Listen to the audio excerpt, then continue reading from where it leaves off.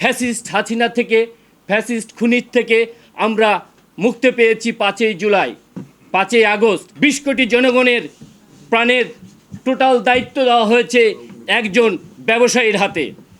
ব্যবসায়ী কখনো রাজনীতি করতে পারে না, রাজনীতি ছাড়া কখনো রাষ্ট্র পরিচালনা করতে পারে না। সে একজন এনজিওর প্রতিষ্ঠাতা, সে এনজিওর মালিক কখনো একটি রাষ্ট্র চালাতে পারে না। রাষ্ট্র চালাতে গেলে রাজনৈতিক ব্যক্তিত্ব দরকার। তাই আমাদের এই দেশে আমাদেরকে সঠিকভাবে এই রাষ্ট্রকে পরিচালনা করতে গেলে আমাদের রাজনৈতিক একতাবদ্ধ হতে হবে।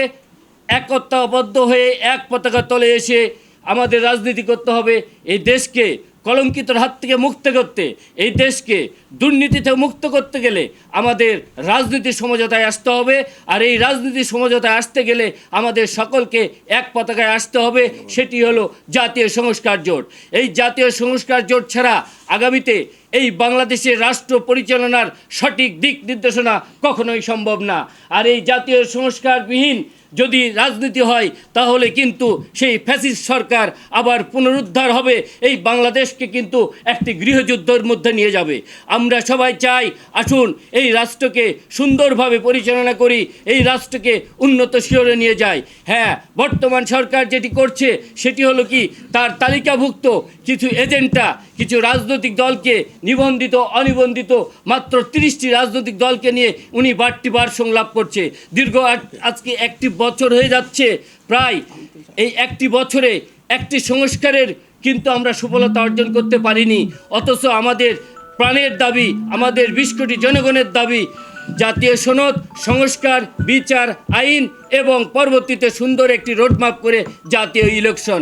যা একটাও আমরা সফলতা এখনও পাইনি। তবে যেমন ফ্যাসিস্ট সরকারকে ছাত্ররা একটা কোঠা আন্দোলনের মাধ্যমে এক দফায় গিয়ে তারা সরকার পদত্যাগের দাবি করে আমরা সেই এক দফা থেকে জয়যুক্ত হয়েছি।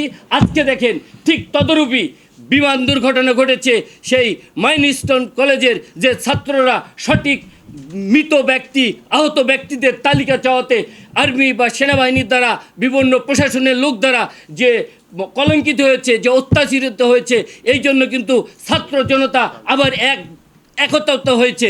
এবং এই একতা থেকে কিন্তু দেখেন আজকে আবার বর্তমান সরকারের এক দফা তারা পদত্যাগ চাচ্ছে।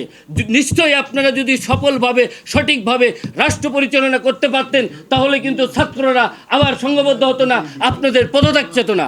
অতএব আমি বলবো আপনাদের এখনও সময় আছে, আপনারা আসুন সবাই মিলে নিবন্ধিত অনিবন্ধিত বিশিষ্ট ব্যক্তিগণ, সামাজিক বন এবং রাজনৈতিক বিশেষজ্ঞদেরকে নিয়ে সঠিকভাবে নতুনভাবে আপনারা নতুন করে একটি সরকার গঠন করার জন্য হয় বিপ্লবী সরকার অথবা জাতীয় সরকার নির্ধারণ করুন, ঘোষণা করুন।